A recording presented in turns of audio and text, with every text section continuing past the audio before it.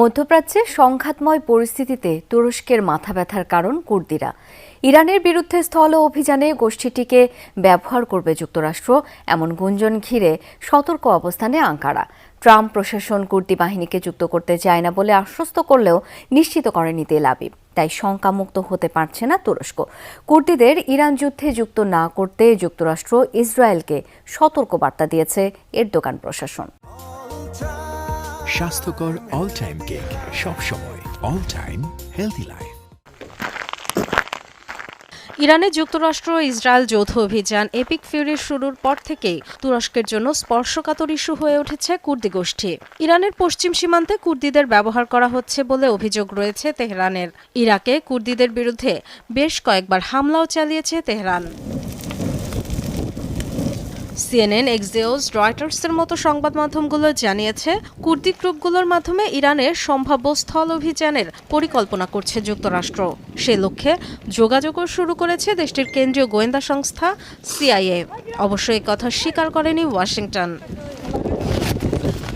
বরং পররাষ্ট্রমন্ত্রী Marco Rubio তুরস্ককে আশ্বস্ত করেছে এমন কোনো পরিকল্পনা নেই বলে। কুর্দিদের অস্ত্র দেয়া হবে না বলেও অঙ্গীকার করেন।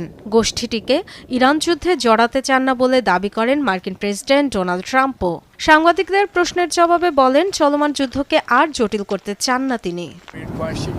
আমি কুর্দিদের অন্তর্ভুক্ত করতে চাই না। কুর্দিরা আহত হোক, নিহত হোক চাই না। আমাদের ভালো সম্পর্ক রয়েছে, তারা যুক্ত হতে চায়, কিন্তু আমি বলেছি আমি চাই না। এরপরও অবশ্য নিরাপত্তা উদ্বেগ কমেনি আঙ্কারার। কারণ ইরান, ইরাক, সিরিয়া, তুরস্কে কুর্দিদের উস্কানিদাতা হিসেবে বরাবরই যুক্তরাষ্ট্রের ভূমিকা বিতর্কিত। বিশেষ করে এই ইস্যুতে এখনও পুরোপুরি চুপ ইসরায়েল।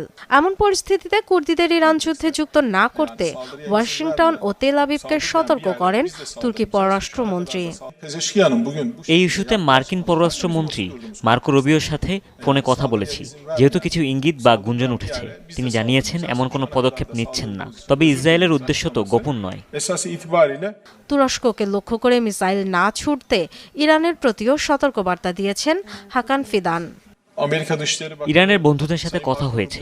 যদি বিষয়টি এমন হয় মিসাইলের গতি পরিবর্তনের কারণে আমাদের দেশ আঘাত হেনেছে, তবে ভিন্ন কথা। কিন্তু একই ঘটনা যাতে আবার না হয় সেজন্য আমাদের পরামর্শ থাকবে খুব সতর্ক হন।